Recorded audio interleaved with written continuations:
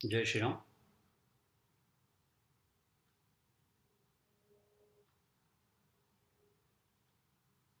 ज्ञानेश्वरी भावदर्शन अध्याय 6, श्लोक क्रमांक 9. सुहृन्मित्रार्युदासीन मध्यस्थद्वेष्यबंधुषु साधुष्वपि च पापेषु समबुद्धिर् विशिष्यते. हा श्लोक मागच्याला आपण अभ्यासला होता. त्याच्यावरची पहिली ओवी ज्ञानेश्वरीतली 94 क्रमांकाची, ती पण आपण बघितली होती. आणि त्याच्यानंतर गीता दीपस्तंभमध्ये परमपूज्य काकांनी पहिल्या 9 श्लोकांचा जो गट केला आहे त्याचा आपण अभ्यास केला होता. तर मागच्याला आपण गीता दीपस्तंभ, संसार सागरातील गीता दीपस्तंभ काकांचा हा जो ग्रंथ आहे,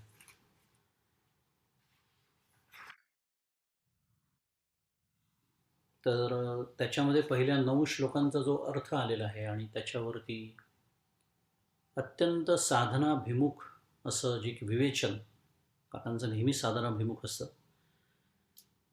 पण या विवेचनामध्ये तर अगदी थेट साधन आपल्या हातात आणून ठेवलं आहे. विशेषतः 21व्या शतकातला आधुनिक साधक याच्या दृष्टीने जी मांडणी केलेली आहे कर्माची, विशेषतः आणि निष्काम कर्माचं आपण एक अत्यंत व्यवहार्य रूप आपल्यासमोर ठेवलेलं आहे की कुठलं कर्म निष्काम असू शकतं, कुठलं असू शकत नाही, आणि निष्काम म्हणजे नक्की काय, या सगळ्या गोष्टींचा अर्थ आपण मागच्याला बघितला होता. त्यातले एक 2-3 महत्त्वाचे मुद्दे आपण उजळणीचा भाग म्हणून बघूया आणि आजच्या वाचनाकडे वळू. एक महत्त्वाचा मुद्दा आला होता मागच्या वेळेला की ज्याला संन्यास म्हणतात तोच कर्मयोग आहे. इतकं महात्म्य कर्मयोगाचं आहे. आपल्याला एक माहिती आहे, आपल्याला संन्यासाश्रम किंवा संन्यासी बघितला की आपण आपोआपच नतमस्तक होतो. स्वाभाविक आहे, व्हायलाही हवं. कारण आजही या आधुनिक युगामध्ये जो सर्वसंग परित्याग ज्यांनी केलेला आहे त्याच्याबद्दल आजही आपल्याला आदर वाटतो. पण या सर्वसंग परित्यागामध्ये एक गोष्ट असते की ज्याच्यामध्ये हे दिसून येतं. का? कारण त्यांनी वस्तुत्यागच केलेला असतो. संन्यास घेणं म्हणजे वस्तुत्याग. प्रत्यक्ष भगवे कपडे परिधान केलेले असतात आणि सगळी जी नाती आहेत ते सगळ्या नात्यांना तोडून देऊन दूर कुठेतरी एकांतामध्ये, आणि काही निमित्ताने काही कारणे आपल्याला कधी त्यांचं दर्शन होतं म्हणून आजकाल त्यालाही आधुनिक स्वरूप आलेलं आहे संन्यासाला. आपण संन्यास धर्माला, संन्यासाश्रमाला, जे आपल्याला चिन्मय मिशन किंवा रामकृष्ण मिशन या मिशन्स जे चालवली जातात त्यातले जे संन्यासी असतात त्यांचा जो आचारधर्म असतो, त्यांचं जे काही राहणीमान असतं ते आजच्यात आपल्याला बघायला मिळतं. पण मुद्दा एवढाच आहे आत्ताच्या संदर्भात की त्यांचं बहिरंग असल्यामुळे ते दिसून येतं, त्यामुळे त्याचं एक आकर्षण असतं आपल्याला. आपण जरी कधी संन्यास घेणार नसलो किंवा सध्या विचार नसला, सांभाळून बोलू, कोणी असेल आपल्यातलं संन्यास घेणारं तर का म्हणून नाही म्हणावं, नाही का? पण सध्या विचार नसला किंवा सध्या संन्यासी नसले तरी आपल्याला एक आकर्षण असतं. का? कारण दिसून येतं. पण इथे जे म्हटलेलं आहे की कर्मयोगी जो असतो ना तो संन्यासीच असतो. पण कर्मयोग्याचं कसं असतं की त्याचं दिसत नाही, म्हणजे त्याला ग्लॅमर ज्याला म्हणतात, मराठी शब्द आहे ग्लॅमर, ग्लॅमरच नसतं ते संन्यासासारखं. कारण कर्मयोग जो असतो तो माझ्या अंतःकरणामध्ये असतो. मी कर्मफलाची अपेक्षा करतो आहे की नाही हे फक्त मलाच माहिती असतं, समोरच्याला ते कळत नाही. आणि आपल्याला एक प्रपंचातली सवय असते, कोणती? जी गोष्ट समोरच्याला कळत नाही ती करून काय फायदा, आलं असेल लक्षात?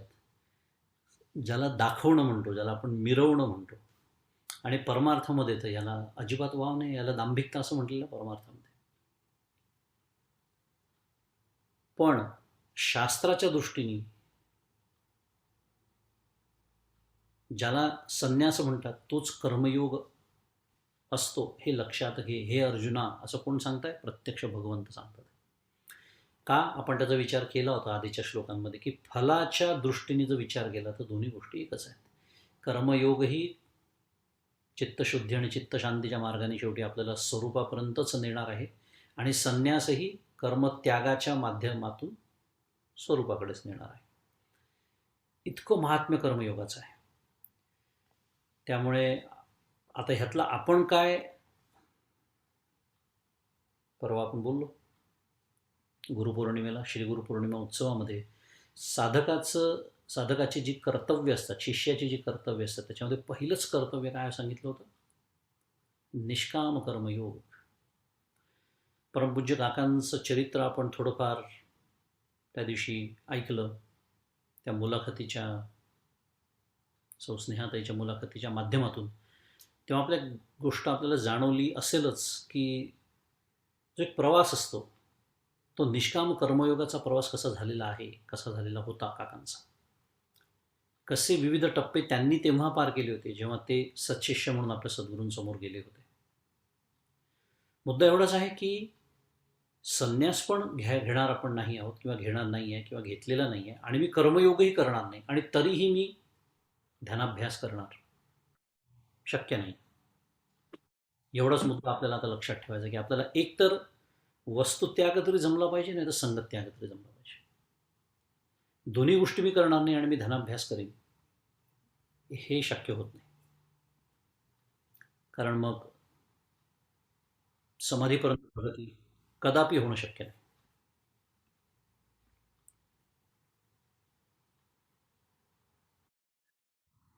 जेव्हा कोणी इंद्रियांचे विषय व कर्मे यांनी आसक्त होत नाही व संकल्पांचा त्याग करतो, तेव्हाच त्याचा योग सिद्ध झाला असे म्हणतात. अजून एक छान मुद्दा आला होता. पुन्हा आपल्याला, आपण प्रापंचिक आहोत, त्या दृष्टीनेच आपल्याला ह्या सगळ्या या तत्त्वज्ञानाकडे बघायचं आहे. आणि त्याचा अर्थ एकच आहे की मला संगत त्याग करायचा आहे, वस्तुत्याग मला जमणार नाही, कारण मी प्रापंचिक आहे. म्हणजेच मला आसक्ती सोडायची आहे, म्हणजेच मला व्यक्ती, वस्तू, घटना, परिस्थिती यांचं चिंतन सोडायचं आहे. तरच माझं कुठेतरी योगारूढ होण्याची सोय, शक्यता निर्माण होणार आहे. आणि पूर्वीच्या काळी जे विधी, निषेध, काम्य, नित्य, नैमित्तिक, प्रायश्चित्त वगैरे ही जी कर्माची मांडणी पूर्वीच्या काळी होती, त्या पारंपरिक बाबी आता जवळजवळ नाहीशा झालेल्या आहेत. त्यामुळे परमपूज्य काकांनी हल्लीच्या स्थितीमध्ये कर्मयोगाची नव्याने बांधणी करावी लागेल अशी मांडणी केली आहे. आणि स्वाभाविक आहे, कारण ही कर्म जर आपण आता करतच नसू तर त्याचा विचार हा कालबाह्य झालेला आहे. आणि हे असं कसं झालं हो, असं मागच्याला मी होचे 2-3 उदाहरणं सांगितले. असं म्हणत रडत बसायचं नाही आहे, कारण हे आपल्या हातात नाही. 21व्या शतकात म्हणण्यापेक्षा कलियुगामध्ये काही गोष्टी घडणार आहेत हे द्रष्ट्या लोकांनी आधीच सांगून ठेवलेलं आहे. काय घडणार आहे याचा तपशील कोणाला बघायचा असेल तर मनुस्मृती आहे किंवा पाराशर स्मृती आहे, याच्यात वाचून घ्यायचं. अनेक ग्रंथांमध्ये, विशेषतः स्मृतींमध्ये, आणि ते द्रष्टे ऋषी होते, म्हणजे त्यांनी भविष्यवाणी वगैरे वर्तवलेली नाही आहे. द्रष्टे म्हणजे त्यांना हे प्रत्यक्षात दिसलं असं होणार आहे पुढच्या काळामध्ये. त्यामुळे हा जो कालानुरूप झालेला बदल आहे हा स्वीकारायचा आहे. आणि हा स्वीकारून त्याच्यामध्ये तत्त्वज्ञानाचा जो गाभा आहे, परमार्थाचा जो गाभा आहे, त्याला धक्का न लागू देता माझं साधन मी नेटाने कसं चालवायचं हे आपल्याला शिकायचं आहे. कारण साधना मार्ग बदलू शकतो, कारण साधना मार्ग हा साधक सापेक्ष असतो, साधक कालसापेक्ष असतो, साधनासुद्धा कालसापेक्ष असते, बदलू शकते, साधनेचं स्वरूप बदलू शकतं. पण तत्त्वज्ञान कधीच बदलू शकत नाही. मी ब्रह्म आहे, मी आत्मा आहे, मी म्हणजे हा देह नाही, हे कधीच बदलणार नाही. हे कालत्रयी बदलणं शक्य नाही. हां, त्याचा अनुभव घेण्याची पद्धत बदलू शकते. हेच तर सद्गुरूंचं महात्म्य आहे, की ते वैयक्तिक मार्गदर्शन करतात प्रत्येकाला. अनुग्रहाच्या वेळेला, अनुग्रहाच्या नंतरसुद्धा शेवटपर्यंत वैयक्तिक मार्गदर्शन जे आपल्याला सद्गुरूंकडून प्राप्त होतं, हे सद्गुरूंचं महात्म्य आहे. कारण परमपूज्य काकांच्या भाषेत प्रत्येक साधक एक स्वतंत्र केस असतो. मी मागच्याला बोललो होतो, डॉक्टरांच्या भाषेत केस म्हणतात आपल्या भाषेमध्ये, एक स्वतंत्र प्रकरण असतं म्हणूया. त्यामुळे आजकालच्या भाषेत ही कर्मयोगाची बांधणी करून घ्यावी लागते. त्याच्यामध्ये मग आपण कोणती कर्म करतो आजकाल, तर देहकर्म करतो, चरितार्थ कर्म, धर्मकर्म, कर्तव्य कर्म, अध्यात्मकर्म, एक साधारण 5-6 प्रकारची कर्म आपण करतो. त्यातले कुठली निष्काम असू शकतात, कुठली नाही, हा सगळा विचार आपण मागच्याला केला होता. आणि एक पुन्हा इतकं सगळं सांगून शेवटचं वाक्य त्या परिच्छेदामध्ये परमपूज्य काकांचं पुन्हा हेच आलेलं आहे. कोणतं? ज्याला योगाभ्यासाने जीव ब्रह्मैक्याच्या अनुभवाची सिद्धी हवी आहे त्याने कर्मयोग अवश्य साधला पाहिजे. प्रापंचिकासाठी कर्मयोगाशिवाय दुसरा कुठलाही मार्ग नाही. का? कारण कर्मयोग जर मी साधला नाही तर तोच पुन्हा मला तिथे आडवा येतो माझ्या ध्यानामध्ये, माझ्या नामामध्ये. त्याच्यासाठी इतका त्याचा आग्रह आहे. शेवटचा परिच्छेद तर फारच महत्त्वाचा आहे. आता अर्थात सगळं वाचत पुन्हा एकदा बसण्याला आपल्याला वेळ नाही आहे. पण संकल्प विकल्पांची जी रांग आपली लागलेली असते ना, आपण ध्यानाला किंवा नामाला बसल्यानंतर, ती थांबणं अपेक्षित आहे. आणि ती जेव्हा पूर्णतः थांबते तेव्हा त्याच स्थितीला योगारूढ स्थिती असं म्हणतात. योगावर आपण साधक तेव्हा आरूढ झालेला असतो आणि अशा प्रकारे आपणच आपला उद्धार करून घ्यायचा असतो. आणि त्याच्यासाठी कोणत्याही जगत जेत्यापेक्षा श्रेष्ठ काम आपल्याला करावं लागतं, ते म्हणजे आपली स्वतःची वासना जिंकावी लागते. जे धाव असते. मी जेव्हा साधनेला बसतो तेव्हा सारखं एक म्हणजे बौद्धिक पातळीवरती मला त्याचं महत्त्व कळलेलं असतं, किंवा सद्गुरूंनी सांगितलं अरे एवढं साधन तरी आपण केलं पाहिजे रोज, असे कुठेतरी जाणीव मनामध्ये असते. पण मन बाहेरच धावत असतं. अंतरीच धावे स्वभावे बाहेरी. कारण बाहेरच्या इतक्या गोष्टी मला खुणावत असतात की कधी एकदाचं माझं हे साधन मी संपवतो, जणू काही कोणी मला जबरदस्ती बसवलेलं आहे. अशा पद्धतीने जे काही आपलं साधन चालू असतं आणि ह्याच्यातच अनेक वर्ष निघून जातात. आणि जर मी असंच साधन करत राहिलो तर शेवटी माझ्या हाती काय लागणार. त्यामुळे पूर्वतयारी काकांचा शब्द आहे, आवडता लाडका शब्द आहे, ज्याचा आपला कोणीही आपण फारसा विचार करत नाही ना, आपल्याला ते ऐकायलाही आवडत नाही, सांगायला आवडत नाही. का? कारण सांगणाऱ्यावरी जबाबदारी येते, ऐकणाऱ्यावरी जबाबदारी येते. आणि पूर्वतयारी म्हटलं की झालं, आपण आले हे पुन्हा आपल्या मूळ पदावर येणारच आहे. कारण पूर्वतयारी झालीच नाही आणि अचानक चालले ते शिखर गाठायला, घसरून पडणार आहे, बाकी काही नाही. त्यामुळे पूर्वतयारी फार महत्त्वाची आहे कर्मयोगाची. आणि शेवटचा मुद्दा साम्यबुद्धी. हाच तर श्लोक आपला सुरू आहे, क्रमांक 9. सुरून मित्रार युदासीन मध्यस्थ द्वेष्य बंधुषु साधुष्योपी च पापेषु समबुद्धिर्विशिष्यते. हे सांगताना याच्यामध्ये समबुद्धी हा जो शब्द आलेला आहे त्याच्यावर विवेचन करताना आचार्यही तेच म्हणतात. परमपूज्य काकांच्या इथे ग्रंथात हाच अर्थ आलेला आहे की साम्यबुद्धी लाभणं म्हणजे काय, तर त्यांच्याविषयी अनुकूल प्रतिकूल चिंतन न होणं. फार सुंदर अर्थ आहे.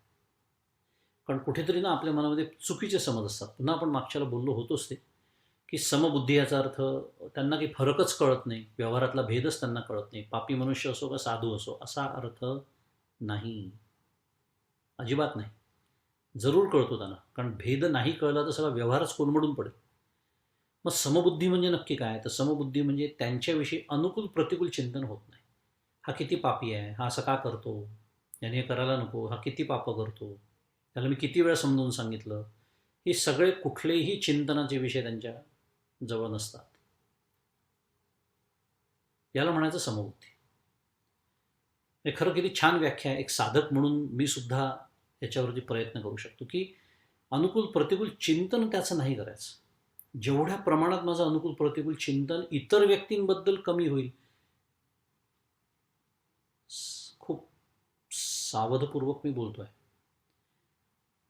ज्या प्रमाणात अनुकूल आणि प्रतिकूल हे चिंतन माझं इतर व्यक्तींच्या बाबतीत कमी होईल त्या प्रमाणात मी समबुद्धी होत जातो आहे, असा त्याचा स्पष्ट अर्थ आहे या व्याख्येप्रमाणे. कारण हेच तर चिंतन पुन्हा काय होतं, मला नको त्या वेळेला त्रास देतं.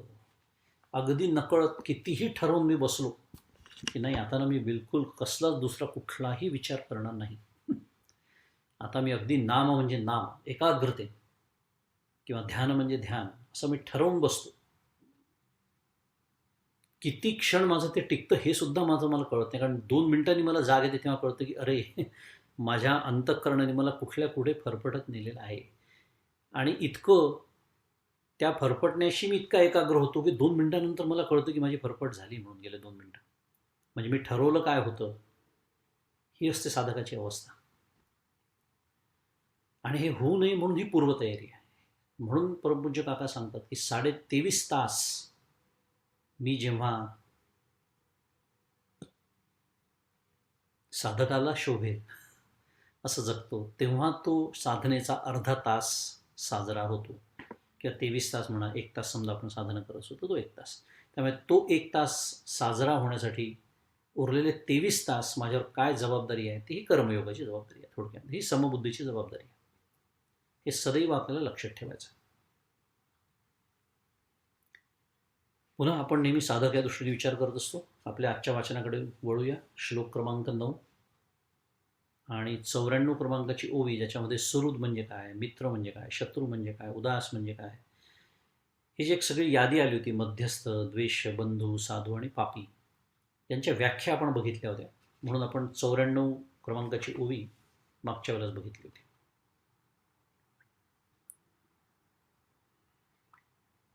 आपण आता 95 क्रमांकाच्या ओवीकडे बघू.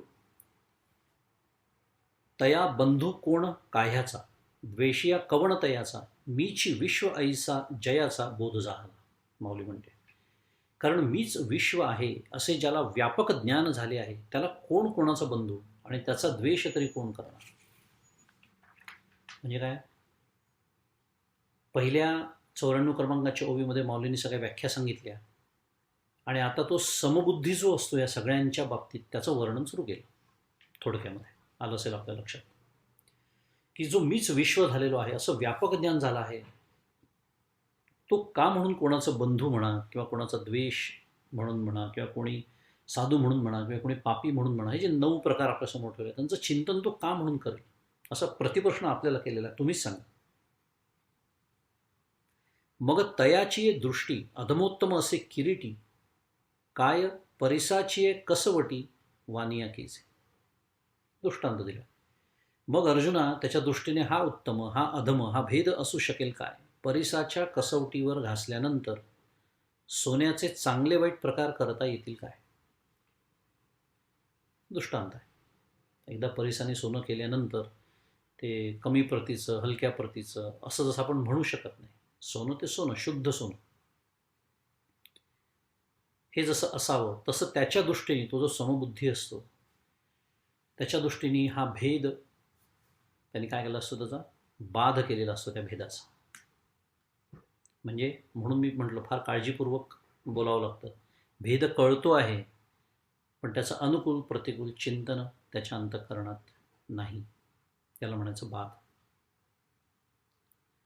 आपल्याला अनुभव असेल, परमपूज्य काका, परमपूज्य मंदाताई किंवा अजून कोणी आपले सद्गुरू असतील, यांच्या तुम्ही सहवासात राहिला असाल तर तुम्ही हे बघितलं असेल, हे जे ह्या पद्धतीचं त्यांचं जे वागणं आहे, अनेक वेळा आपल्याला कधी कधी प्रश्नही पडला असेल की अरे, ही व्यक्ती कशी आहे मला माहिती आहे असं आपण म्हणतो. कारण काय, आयुष्यभर दुसऱ्यांचा अभ्यास करण्यातच माझं आयुष्य मी घालवलेलं असतं. माझा अभ्यास करायला मला वेळच नसतो. त्याचा परिणाम असा होतो की एखादी व्यक्ती जेव्हा येते, काका परमपूज्य मंदाताईंना, परमपूज्य काकांना नमस्कार करते आणि ते त्यांच्याशी इतकं प्रेमाने वागतात, तेव्हा मला असं वाटतं की अरे, ही व्यक्ती अशी असून ते असं कसं करतात. म्हणजे काय, माझ्या नकळत मी काय केलेलं असतं, त्यांनी त्याच्याशी कसं वागावं हे मी ठरवलेलं असतं. केवढी मोठी चूक मी केली असते हे सुद्धा माझ्या लक्षात येत नाही. म्हणजे मी कसं वागावं इथपर्यंत ठीक आहे, त्यांनी त्याच्याशी कसं वागावं हे सुद्धा मी ठरवतो. आणि त्याहीपेक्षा हा इतका पापी मनुष्य, हा पापी आहे हे मला माहिती आहे असं मनातल्या मनात मी म्हणत असतो, तरी हे याच्याशी इतक्या प्रेमाने कसे वागू शकतात. म्हणजे माझी काय इच्छा असते, त्यांनी त्याला त्याची जागा दाखवून द्यावी आपल्या साध्या भाषेमध्ये. पण असं होत नाही. जेव्हा ते संतांच्या सहवासात जातात तेव्हा संत परमपूज्य काका, परमपूज्य मन्नाताई म्हणा, त्यांचं स्नेहपूर्ण वागणं त्यांचं सगळ्यांशी असतं. मग याचा अर्थ काय, त्यांना भेद कळत नाही? त्यांना माहिती नसतं ती व्यक्ती कशी आहे, त्यांना ओळखता आलेलं नाही त्या व्यक्तीला? आलेलं आहे ना. पण जर संतांनी सुद्धा त्याला जर दूर लोटलं तर त्याला जवळ घेणार कोण? जर परिसानी त्याला लोखंडाला दूर सारलं तर त्याचं सोनं होणार कधी? आणि मग ते हळूहळू त्याला ओंजारून गांजारून त्याला काय कसं जे काही समजून सांगायचं आहे त्या व्यक्तीला चार चौघांमध्ये वैयक्तिकरित्या, हळूहळू त्याचं बोट धरून त्याला सुद्धा सन्मार्गावर आणण्याचं फार मोठं पुण्यकर्म करतात ते हे संत मानतात. कारण आहे असं ते का करू शकतात आणि मी का करू शकत नाही? आपला सध्याच्या संदर्भामधला जो मुद्दा आहे ना तो एवढाच आहे. कारण माझं लक्ष त्याच्या उपाधीकडे असतं. उपाधी, त्याचा देह, 3 गुणांनी बनलेला त्याचा स्वभाव, त्याचं अंतःकरण, ह्या सगळे उपाधी आहे. आणि मी फक्त उपाधीकडे बघत असतो आणि त्यांचं लक्ष, त्यांनी ती उपाधी सोडून आतमध्ये काय आहे जे निखळ सद्घन चिद्घन आनंदघन जे आपल्या प्रत्येकाच्या अंतःकरणात आहे त्या तत्वाकडे त्यांचं लक्ष असतं आणि माझं लक्ष उपाधीकडे असतं. आणि म्हणून मी समबुद्धी होऊ शकत नाही. म्हणून मी त्याच्या अनुकूल प्रतिकूल चिंतनामध्ये व्यग्र होऊन जातो आणि ते मात्र त्या तत्वाकडे लक्ष ठेवून व्यवहारात मात्र त्याला जसं मार्गदर्शन करायला हवं तसं करतात. यालाच परमपूज्य काकांचं अतिशय सुंदर वाक्य आहे. काय? स्वरूपाकडे लक्ष ठेवून रूपाशी व्यवहार. इतकं अगदी असं संक्षिप्त शब्दामध्ये पण अतिशय फार व्यापक आशय व्यक्त करणारं वाक्य आहे काकांचं. लक्ष स्वरूपाकडे पण व्यवहार मात्र रूपाशी. कारण व्यवहार हा रूपाशीच होत असतो. देहाशी म्हणा, त्याच्या बुद्धीशी म्हणा, त्याच्या मनाशी म्हणा, त्याच्या अंतःकरणाशी म्हणा. व्यवहार त्याच्याशीच होऊ शकतो ना. कारण द्वैत जिथे आहे तिथेच व्यवहार शक्य आहे. त्याच्या पलीकडे तर अद्वैत आहे, तिथे व्यवहार होऊ शकत नाही. आणि हाच अगदी ह्याच अर्थाची उभी पुढे आपल्यासमोर 98 क्रमांकाची येते आहे. अगदी हेच माऊलीसुद्धा सांगते की जे ते विश्वालंकाराचे विसुरे जरी आहाती अनाने आकारे तरी घडले एकची भांगारे परब्रह्मे. कारण हे विश्वरूपी अलंकाराचे समुदाय जरी भिन्न भिन्न आकाराचे आहेत तरी पण ते एकाच ब्रह्मरूपी सोन्याने घडविले आहेत. फार सुंदर दृष्टांत आहे. म्हणजे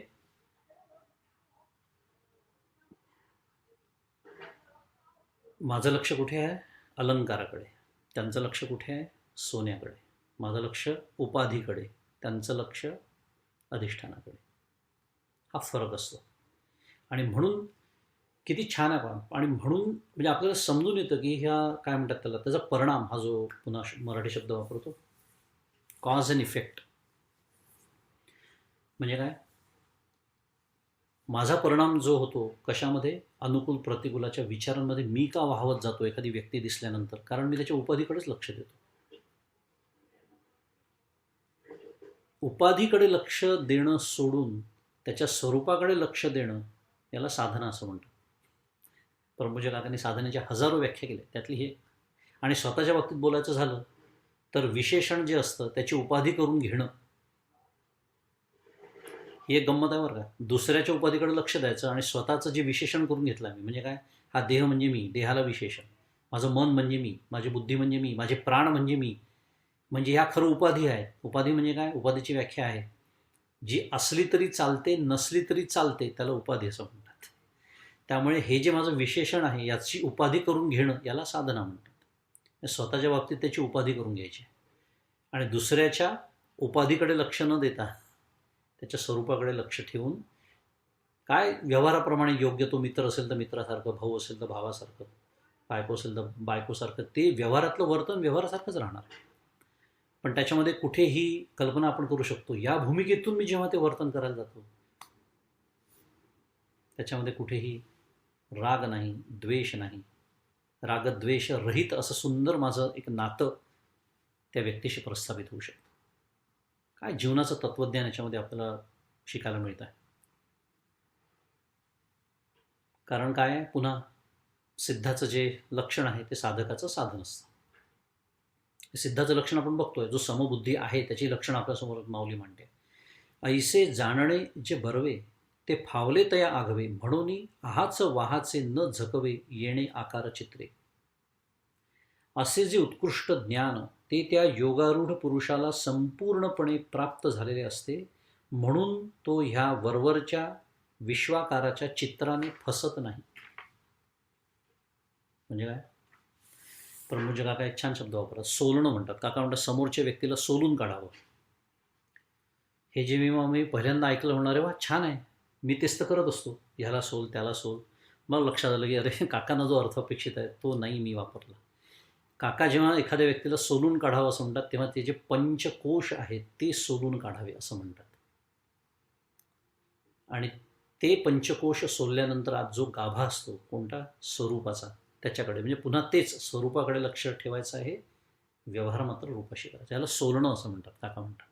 मनानेच आतल्या समोर व्यक्ती आली की साध्या भाषेत माऊली माहिती आहे आपल्याला काय, जे जे देखीजे भूत ते ते मानिजे भगवंत. दुसऱ्या भाषेत हेच सांगतात.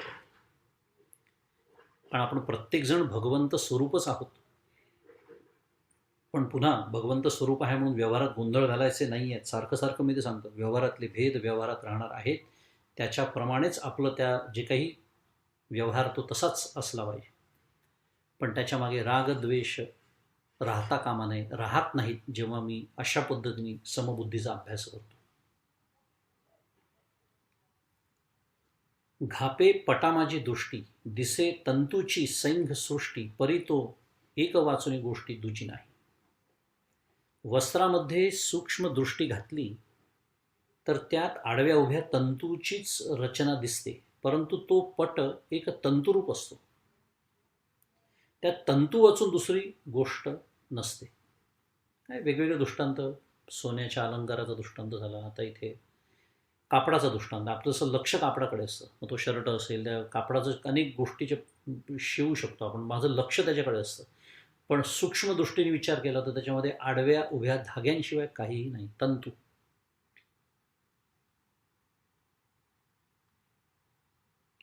आता हा जुना दृष्टांत झाला, आपण नवीन दृष्टांत तयार करू 21व्या शतकातल्या साधकासाठी. समजा माझ्यासमोर आयफोन आहे, त्या आयफोनवर मी काहीतरी बघतोय आणि ते चित्र बघितल्यानंतर, तो व्हिडिओ बघितल्यानंतर जे काही विकार माझ्या मनामध्ये निर्माण होतात, तेव्हाच मी तत्त्वज्ञान आठवलं की अरे तसा विचार केला तर these are all only RGB values of that pixel. Think about it. बरोबर आहे ना? RGBचं प्रमाण बदललं, त्या पिक्सेलला तसा तो कलर दिला की lights up according to that colour. आणि त्या कलर, ते पिक्सेल वेगवेगळ्या रंगाचे माझ्या डोळ्यासमोर आहेत, पण माझी दृष्टी ते पिक्सेल बघू शकत नाही, म्हणून माझी दृष्टी ती व्यक्ती पाहते. आणि माझ्या शत्रूचा जो फोटो मला कोणी व्हॉट्सअपवर पाठवला आणि मी तो फोटो पाहिला, तर माझ्या अंतःकरणात जे काही होतं तेव्हा ते शांत करायचं असेल तर ते हे तत्त्वज्ञान असं आठवलं पाहिजे. हे तंतू आणि पट आणि ते झाले जुना दृष्टांत झाला. आपलं चित्त कुठे विकारी होतं तेव्हा हे आठवलं पाहिजे, अरे हे काही नाही, हे फक्त पिक्सेलचे रंग बदलले, मूळचा रंग त्याचा binary. If it is off it is black, if it is on with some particular RGB value, it shows up as a picture. आणि ते चित्र दिसलं की माझ्या मनामध्ये विकार, माझं चित्त विकारी व्हायला सुरुवात होते. कसा विचार करता येतो, तत्त्वज्ञान एकदा पचलं की ते कसं लावून घेतात आपल्या आयुष्यात. या दृष्टीने एक नवीन दृष्टांत. ऐसेनी प्रतिती हे गवसे, ऐसा अनुभव जया ते असे, तोची समबुद्धी हे अनारिसे नव्हे जाणे. की ज्याने अशा व्यापक ज्ञानाने हे विश्व व्यापले आहे, ज्याला असा ब्रह्मानुभव आहे, तो सर्वत्र समबुद्धी असलेला योगारूढ आहे असे जाण. या माझ्या बोलण्यात खोटे असे काही नाही. माऊलींना हे सांगण्याची वेळ आली. काय? हे अनारिसे नव्हे जाण, म्हणजे माझ्या बोलण्यात खोटे असे काही नाही. म्हणजे अरे आता तरी विश्वास ठेव, हे सत्य आहे, जे तत्त्वज्ञान मी तुला सांगतोय. हा जो समबुद्धी असलेला जो महात्मा आहे, तो अक्षरशः या व्यापक ज्ञानाने या जगाकडे बघत असतो, म्हणून कुठेही अनुकूल प्रतिकूल भावच त्याच्या अंतःकरणात नसतात. आणि ह्यालाच तर काका आयुष्याचा दर्जा असं म्हणतात. काय दर्जेदार जीवन त्या महात्मे, काय जगत असतील सद्गुरू संत त्या आनंदाचे डोही आनंदात रंगया. कारण कशाने काही त्यांचं शांती बिघडतच नाही. बिघडेल कशी? या जगात कुठल्याही वस्तूचं किंवा कुठल्या व्यक्तीचं सामर्थ्य नाही आहे की त्यांची शांती ते बिघडवू शकते. जयाचे नाव तीर्थ रावो, दर्शने प्रशस्तीसी ठावो, जयाचिनी संगे ब्रह्मभावो भ्रांतसे. ज्याचे नाव तीर्थराज आहे, ज्याच्या दर्शनाने द्रष्ट्याच्या मनात प्रसन्नतेला स्थान मिळते आणि ज्यांच्या संगतीने भ्रांतालाही ब्रह्मभाव प्राप्त होतो. माऊलींना आता एक सुंदर वर्णन करायला सुरुवात केली आणि थोडं काव्यात्मक वर्णन जरी असलं तरी हा अनुभवाचा पण विषय आहे. परमपूज्य काका किंवा मंदाती यांच्या सहवासात आपण जेव्हा जातो तेव्हा प्रत्येकाचा अनुभव, प्रत्येकजण सांगतं की अरे नुसतं त्यांच्या सहवासात जरी राहिलं ते प्रसन्न वाटतं. मंदाती इथे येऊन राहून गेल्यानंतर महिना दीड महिना आपण एका वेगळ्याच विश्वामध्ये असतो. कारण एक उन्नयन झालेलं असतं आपल्या मनाचं केवळ त्यांच्या सहवासात राहिल्यामुळे. म्हणून हा अनुभवाचाही विषय आहे की त्यांच्या केवळ द्रष्ट्याच्या मनात केवळ त्यांच्या दर्शनाने प्रसन्नतेला स्थान मिळतं.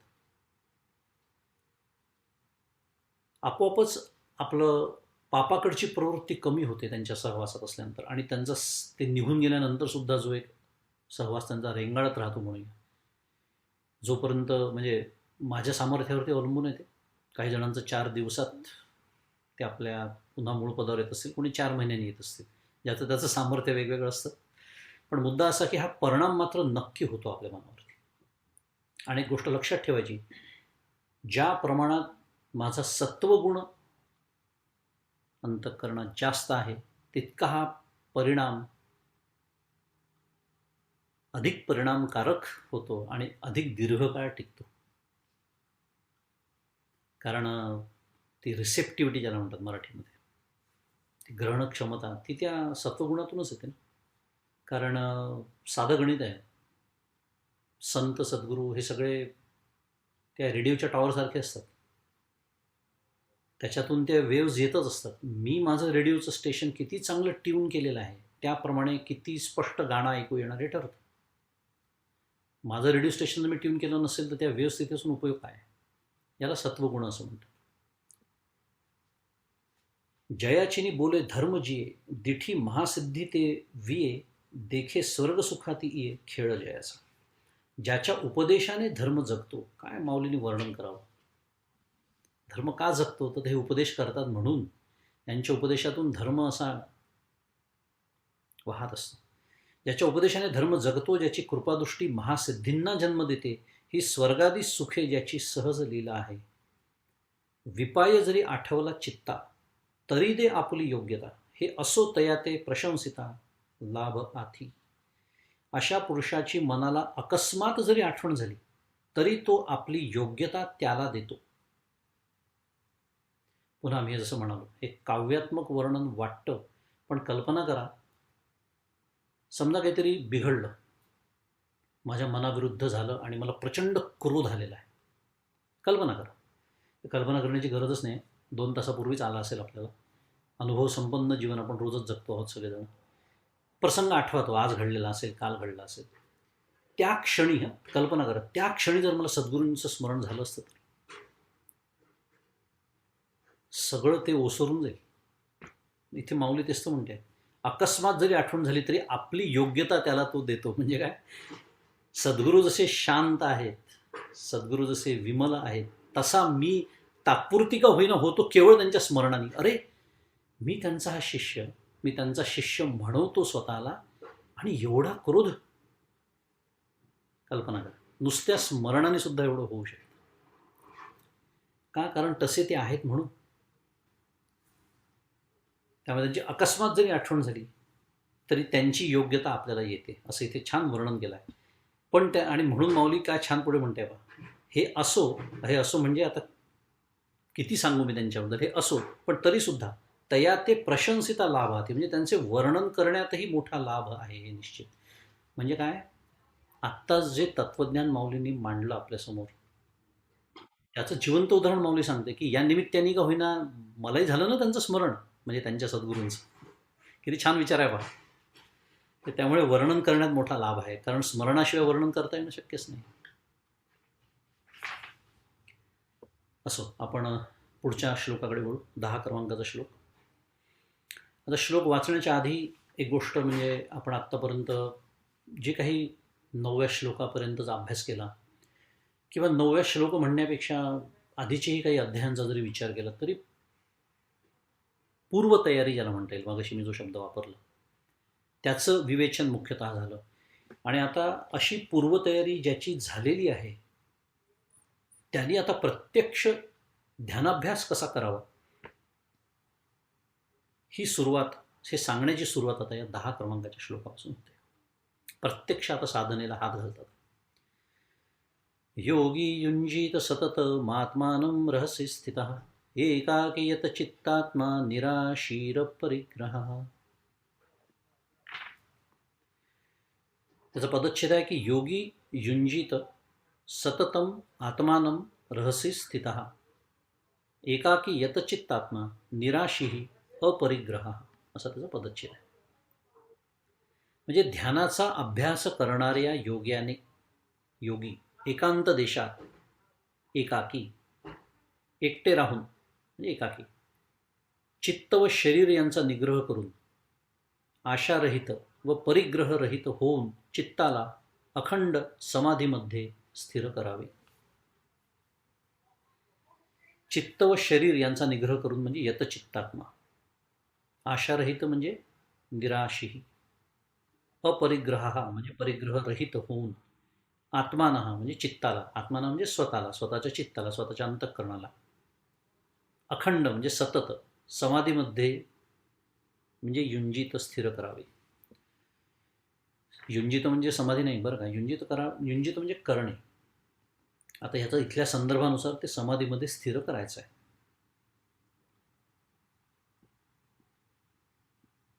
ध्यानाचा अभ्यास करणाऱ्यांनी काय करावं? ध्यानाचा अभ्यास करणारा जो योगी असतो, पहिली गोष्ट त्यांनी एकांत देशामध्ये एकटं राहून चित्त व शरीर यांचा निग्रह करून आशारहित होऊन परिग्रहरहित होऊन, एक म्हटलं मी खरं पण विचार केला तर ह्या सगळ्या याच्यात पुन्हा पूर्वतयारी सांगितली आहे आणि मग म्हटलं आहे हे सगळं केल्यानंतर काय करायचं आहे? चित्ताला अखंड समाधीमध्ये स्थिर करायचं आहे. थोडक्यामध्ये काय आहे? चित्ताला समाधीमध्ये स्थिर करण्यास ज्या ज्या गोष्टींच्या अडचणी मला येतात, ज्या ज्या गोष्टी त्याला प्रतिबंध निर्माण करतात, त्या ह्या सगळ्या गोष्टी आहे. आणि म्हणून ह्या सगळ्या अटी घातल्यात. कोणत्या? आशारहित व्हायचं आहे, कुठलीच इच्छा नाही, निस्पृह, हे हवं ते हवं, आत्ता हवं नंतर हवं असलं काहीही नाही. परिग्रहसुद्धा म्हणजे आचार्यांनी तर त्यांच्या भाष्यात इथपर्यंत म्हटलेलं आहे, संन्यासी जरी असला तरीही परिग्रह नको असं म्हटलं आहे. कदाचित संन्यासाजवळ थोडासा परिग्रह असू शकेल एखाद्या वेळेस. डोळे मिटून ध्यानाला बसलोय आणि सारखं लक्ष ते कमंडलूकडे गलंडतो का काय, त्यातलं पाणी सांडलं तर मला प्यायला पाणी राहणार नाही, म्हणजे पुन्हा चित्त विचलित होतच आहे. हे जसे थोडेफार जे काही परिग्रह संन्यासाजवळ असतील ते सुद्धा आता नको होतं. आणि एकांत देशात एकटे राहून याचा सरळ सरळ अर्थ संन्यास ग्रहण करून असाच केलेला आचार्यांनी त्यांच्या भाष्यामध्ये. थोडक्यामध्ये मी काय सांगतोय, हे संन्यासाचं वर्णन सुरू आहे. हे वर्णन प्रापंचिक साधकाला लागू पडू शकत नाही, कारण आपण एकांत देशात एकटे राहणं हे संन्यासाला शक्य आहे. फार तर फार आपण 2 दिवस राहू, 4 दिवस राहू.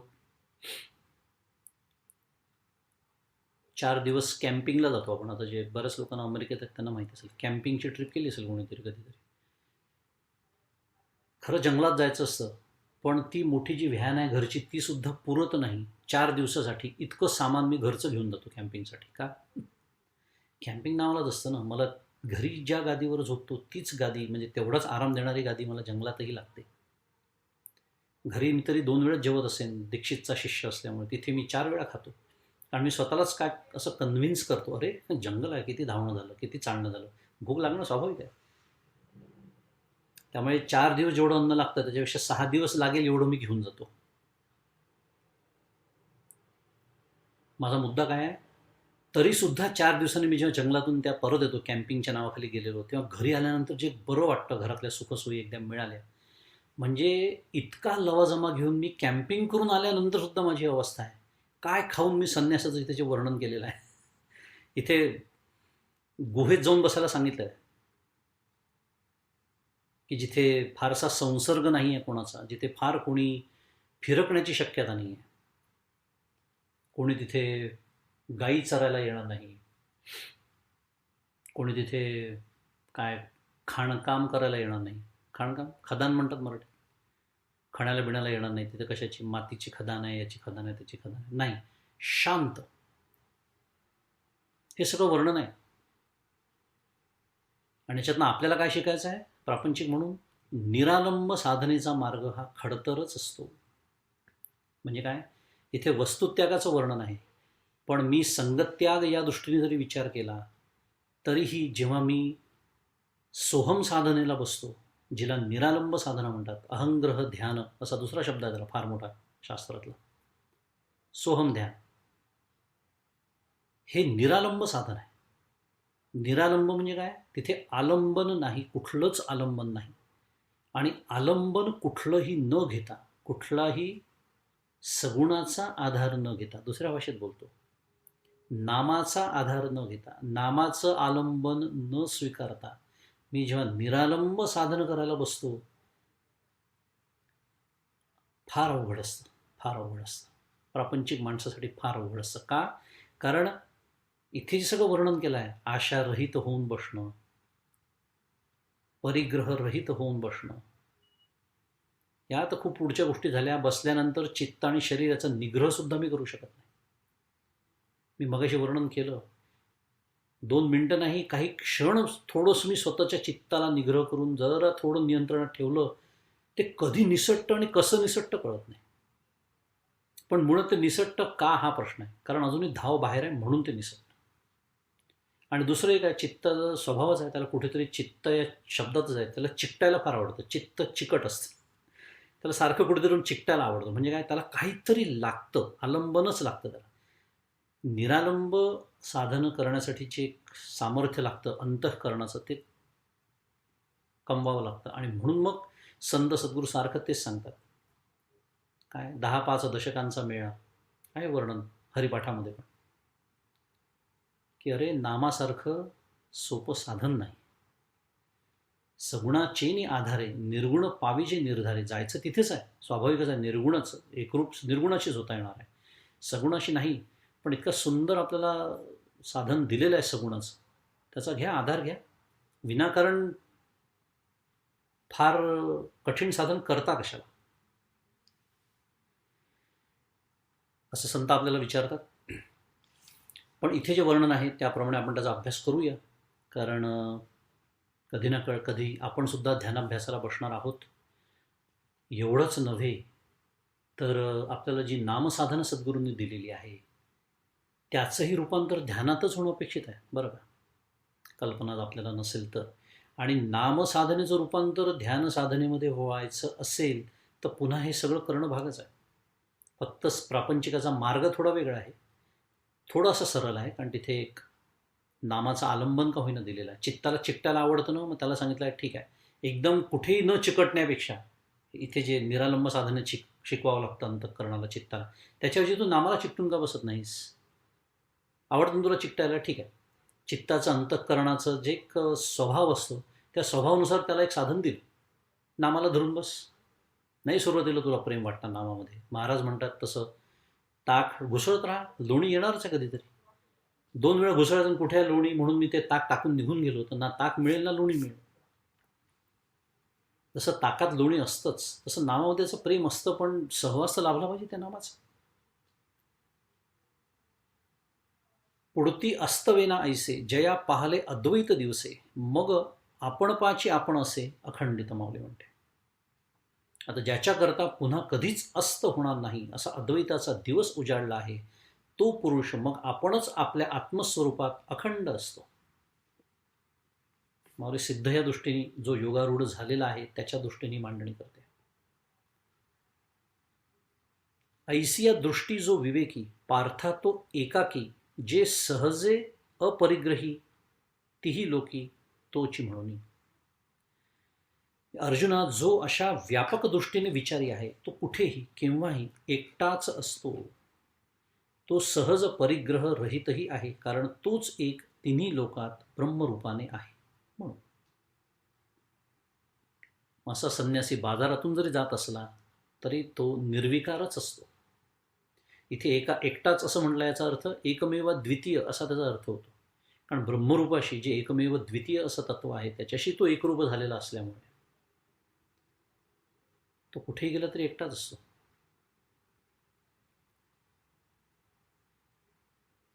ऐसिये असाधारणे निष्पन्नाची लक्षणे आपुलेली बहुवसपणे श्रीकृष्ण बोले. त्याच्या आधी मला समर्थांचं एक वचन आठवलं की काही गलबला काही निवळ ऐसा कंठित जावा काळ, समर्थ म्हणतात. हे जे असे ओवे असतात ना, असे जे अभंग असतात ते आपल्या प्रापंचिक साधकासाठी अत्यंत महत्त्वाचे.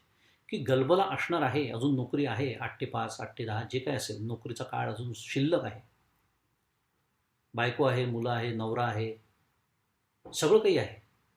त्यामुळे याला आपण गलबला म्हणूया. हा गलबला आयुष्यात प्रापंचिकाच्या राहणार आहे हे मान्य केलेलं आहे, पण ह्याच्यातच रमून आणि रंगून राहणं अपेक्षित नाही. काही गलबला काही निवळ. तर हा जो निवळीचा काळ आहे ना, तो आपणच आपला काढायचा आहे. कोणीही आपल्याला असा आणून देणार नाही आहे हातामध्ये, ऑन द प्लॅटर ज्याला म्हणतात मराठीत. आणि पुन्हा तेच आहे, त्या निवळीमध्ये चित्त शांत असलं पाहिजे. हे कशावर ठरतं? गलबल्यामध्ये मी कसा वागतो त्याच्यावरती.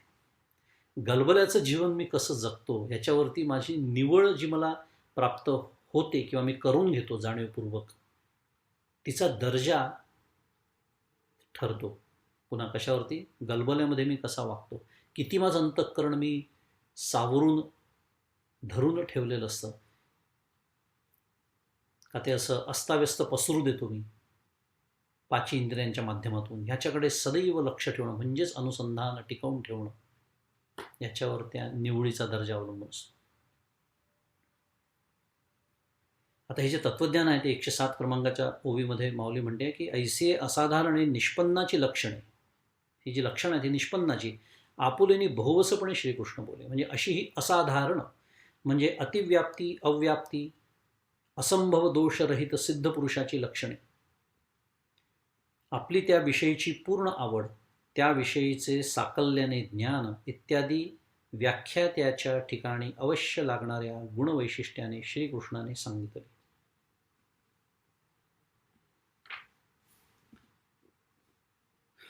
या ओवीचा अर्थ वाचल्यानंतर सन्नाटा छा गया आहे असं मला जाणवलं. एकदम कठीण आहे. 2 भाग आहे त्याच्यामध्ये. एक म्हणजे ऐसिये असाधारणे. तर असाधारण या शब्दावरती व्याख्यान करताना परमपूज्य खंदारकर महाराज म्हणतात आहे की असाधारण म्हणजे काय, तर अतिव्याप्ती, अव्याप्ती आणि असंभव दोषरहित सिद्ध पुरुषाची लक्षणे. हा पहिला भाग आहे. आपण पहिले त्याचा विचार करू, मग उरलेल्या भागाचा विचार करू. म्हणजे कठीण काही नाही हे आपल्या लक्षात येईल. थोडी शास्त्रीय मांडणी आहे, बाकी काही नाही.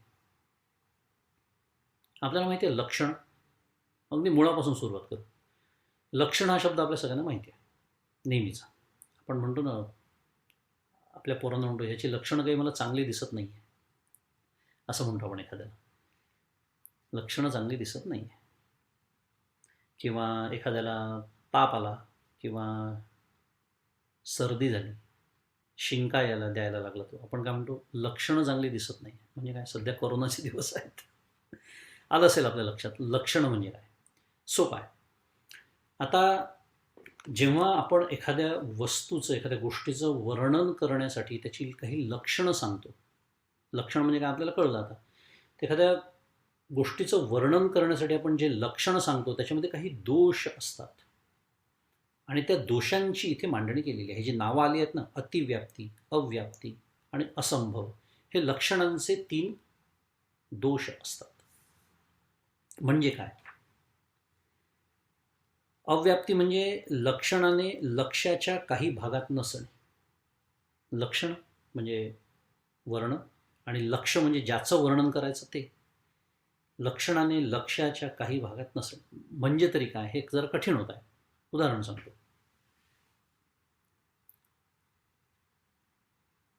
एक उदाहरणाच्या नावाखाली गंमत सांगतो. आम्ही भारतात दरवर्षीच जातो, सगळ्यांना माहिती आहे. आम्ही जेव्हा आधी भारतात जायचो तेव्हा अद्वैत सोहम लहान होते, खूप लहान होते. 4-5 वर्षाचे सोहम असेल आहे, खूप लहान 4-5 वर्षाचा वगैरे असेल आहे. तर तेव्हा आम्ही जेव्हा भारतामध्ये प्रवास करायचो, तर आता ह्या मुलांनी गाय किंवा म्हैस हा प्राणी इथे इतका मुबलक प्रमाणात बघायला मिळत नाही अमेरिकेमध्ये. तर आमचं आपलं शिक्षण देणं सुरू होतं त्याला. अरे सोहम, ह्याला गाय म्हणतात, बघितली का गाय? असं गाडीतनं जातं ना खिडकीतून. मग त्याला सांगायचं, मग गाय कशी असते? तर मग मी त्याला सांगितलं, अरे गाईचं लक्षण काळी असते. ठीक आहे, त्याला कळलं गाय काळी असते, कारण तिथनं गाय होती ती काळ्या रंगाची, तर म्हणजे काळी गाय. थोड्या वेळी गाडी पुढे गेली आणि समोरून एक लाल गाय आली. मी त्याला म्हणलं, सोहम काय आहे? तो म्हणलं, मला नाही माहिती. म्हणलं, तुला आत्ताच तर शिकवलं मी गाय. पण तो म्हणे, तू तर मला सांगितलं गाय काळी असते, ही तर लाल आहे, मी गाय कशी? थोडक्यामध्ये काय आहे, एखादा रोबोट कसा स्कॅन करेल आणि मग त्या आपल्याला पॅरामीटर्स डिफाईन करावे लागतील, तसं. पण सांगण्याचा उद्देश असा, याला अव्याप्ती, त्या लक्षणाचा दोष त्याच्यामध्ये निर्माण झाला. काय अव्याप्ती म्हणजे? काही प्रमाणातच काळा रंगाचं लक्षण त्या गायीला लागू पडलं, पण तिथे काळी नसलेली गाय पण असू शकते. मी त्याला मग सांगितलं, अरे हो, चुकलं माझं. अरे काळी पण असते, लाल पण असते, पांढरी पण असते. मग जे काही मी त्याला सांगू शकलो ते सांगितलं. त्याला अजून एक लक्षण सांगितलं, गाईला शिंग असतात बरं का. थोड्या वेळाने अजून गाडी पुढे गेली, तिकडनं एक मशीनचा गळा, तो ओरडायला लागला, गाई गाय. म्हणजे गाय कुठे? म्हैस आहे ना. कसं काय? तू म्हणाला काळी असते, काळी आहे. शिंग असतात, शिंग आहे. अरे हो, पण ही म्हैस आहे. आता म्हणजे मला कळत नव्हतं ह्याला गाय कशी शिकवावी. म्हणजे कोणाला गाय शिकवावी लागते हेच पहिल्यांदा एकदा आयुष्यात आम्हाला साक्षात्कार झाला त्या दिवशी. कारण लहानपणापासून जी गोष्ट आपल्याला सहज कळली, गाय म्हणजे काय, म्हैस म्हणजे काय, त्या मुलांनी कधी तो प्राणी पाहिलाच नाही, आणि मी त्याच्यासाठी शुद्ध मराठीत डिफाईन करतोय गाय म्हणजे काय.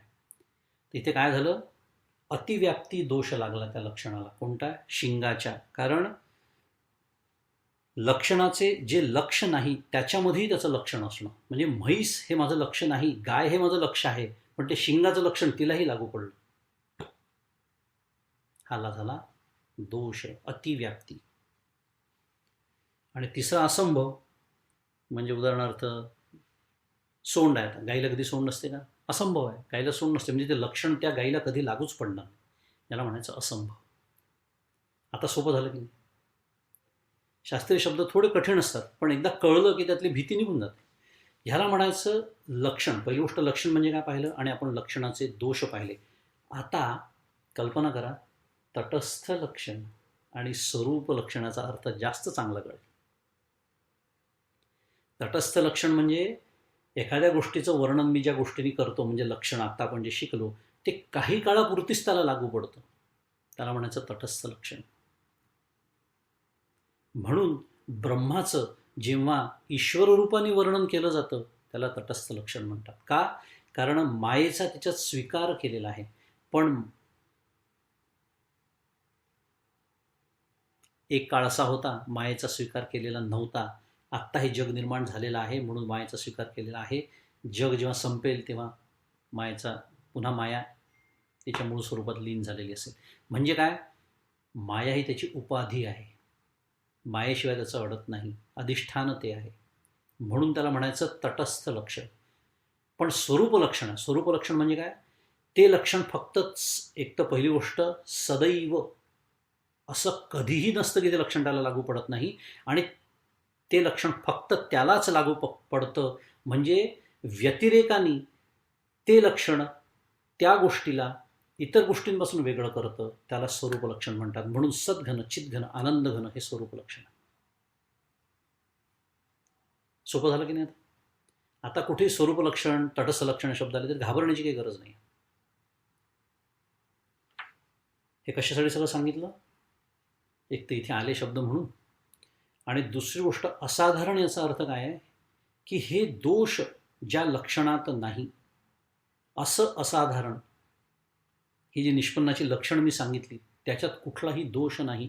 माऊली पुन्हा मागच्या वेळेला मगाशी असं म्हणाली होती की, काय म्हणाले होते त्या ओवीमध्ये 101 क्रमांकाच्या, की माझ्या बोलण्यात खोटं असं काही नाही. तेच इथे 107 क्रमांकाच्या ओवीमध्ये माऊली असाधारण शब्द वापरते आहे. म्हणजे मी लक्षणं सांगितली, पण त्या लक्षणांमध्ये हे 3 जे दोष असतात ना लक्षणाचे, त्यातलं एकही दोष नाही बरं का, असा आधार. हा झाला पहिला भाग. आता दुसरा भाग आहे, हे कोण सांगत आहे? तर आपुलेनी बहुवसपणे, म्हणजे आपली त्याविषयीची पूर्ण आवड आणि त्याविषयीचे साकल्याने ज्ञान इत्यादी व्याख्या त्याच्या ठिकाणी अवश्य लागणाऱ्या गुणवैशिष्ट्याने श्रीकृष्णाने सांगितली. श्रीकृष्ण बोले, हे कोण बोलत आहे? श्रीकृष्ण. म्हणजे व्याख्यान कोण करत आहे? श्रीकृष्ण. व्याख्याता कोण आहे? श्रीकृष्ण. मग व्याख्यात्याचे गुण काय असतात? किंवा लक्षणं, आता इथली भाषा बोलायची झाली तर लक्षणं काय असतात?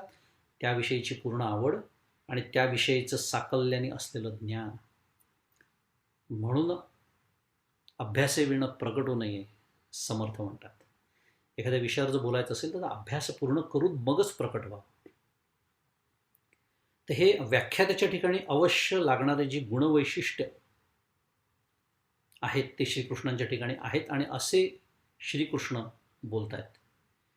जो ज्ञानियांचा बाप, देखण्याचे दिठीचा दीप, जया दादुलयाचा संकल्प विश्वरची. 10 वाजले आहेत, पण ओवी खूप सुंदर आहे, राहुलं नाही म्हणून वाचली 108 क्रमांकाची. अर्थ वाचू. जो ज्ञान्यांचा पिता आणि पाहणाऱ्यांच्या दृष्टीचा दिवा. काय माऊलीने वर्णन करावं मी सांगतो. मला शुद्ध मराठी चॅलेंज आहे तुम्हाला, असं वर्णन दुसऱ्या ग्रंथात दाखवून द्या. मग तुम्ही मला अशी कल्पना करणारा दुसरा लेखक मला दाखवून द्या तुम्ही. कोणती? पाहणाऱ्यांच्या दृष्टीचा दिवा, म्हणजे वृत्ती ज्ञानाचाही प्रकाशक, शास्त्रीय भाषा झाली. तसेच ज्या समर्थ पुरुषाचा संकल्प अखिल विश्वाची रचना करतो. कोणाचं वर्णन सुरू आहे? गोपाळकृष्णाचं वर्णन आता माऊलींनी करायला सुरुवात केलेली आहे. व्याख्याता जो आहे, प्रत्यक्ष गोपाळकृष्ण जो आहे, त्याला ज्ञानियांचा बाप म्हटलेला आहे आणि दिठीचा दीप म्हटलेला आहे. म्हणजे काय? पाहणाऱ्यांच्या दृष्टीचा दिवा. काय सुंदर वर्णन आहे. म्हणजे एक भौतिक प्रकाश असतो, म्हणजे भौतिकातला दिवा असतो, तो नव्हे. विचार करा, एक साधा प्रश्न विचारतो आणि थांबतो. अंधार कळतो की नाही मला? असा विचार नाही करत आपण कधी. अंधार कसा कळतो? कोणत्या दिव्याच्या उजेडात अंधार कळतो? तुम्ही म्हणाल काय बावटासारखा प्रश्न आहे. दिवा असेल तर अंधार असेल कसा? That is the point. पण अंधार मला कळतो ना. अंधार ज्याच्या प्रकाशात कळतो तो दिठीचा दीप. त्याला दृक असं म्हणतात. दृक दृश्य विवेक नावाचा एक अतिशय सुंदर ग्रंथ आहे. त्यातलं जे दृक आहे, ज्याला चित असं म्हणतात, ज्याच्या अधिष्ठानावरती होणारं ज्ञान होतं.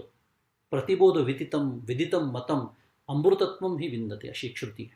प्रतिबोध होणाऱ्या प्रत्येक ज्ञानाच्या मागे, मग ते डोळ्यांनी झालेलं असो, कानाने झालेलं असो, नाकाने असो, पंच ज्ञानेंद्रियांनी असो, बुद्धीने केलेला तर्क असो, जे काही असेल, ह्या सगळ्याला काय म्हणतात माहिती आहे? वृत्ती ज्ञान असं म्हणतात. ते जे वृत्ती ज्ञान आहे त्याला होणारं ज्ञान असं म्हणतात.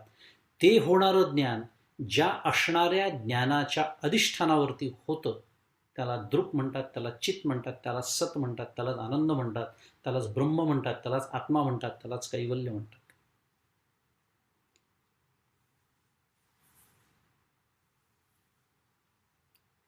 आणि तो ज्ञानियांचा बाप म्हणजे ज्ञानरूप असे ते गोपालकृष्ण. पण ईश्वर रूपाने त्यांनी हे विश्वरची, हे अखिल विश्वाची रचना सुद्धा त्यांनीच केलेली आहे. म्हणजे काय? मगाशी जी भाषा वापरायची झाली तर एकाच ओवीत स्वरूप लक्षण आणि तटस्थ लक्षण दोन्ही आलेली आहेत. असो, फार सुंदर ओवी आहे. गोपालकृष्णाचं फार बहारदार वर्णन माऊली आता पुढच्या काही ओव्यांमध्ये करणार आहे, की जे आपल्याला श्रवण आणि वाचन करण्यासाठी पुढच्या शुक्रवारपर्यंत वाट बघावी लागेल. आणि आपल्या पद्धतीप्रमाणे मी म्हटल्याप्रमाणे आपल्या 100 ओव्या होऊन गेल्या. त्यामुळे पुढच्या वाचनाची सुरुवात आपण 100 ओव्यांच्या उजळणीने, एक थोडक्यात उजळणी कोणीतरी करेल, आपली घेईल ती करून मग आपण पुढच्या शुक्रवारी वाचन घेऊया. इथे थांबूया. माऊली श्री ज्ञानेश्वर महाराज की जय.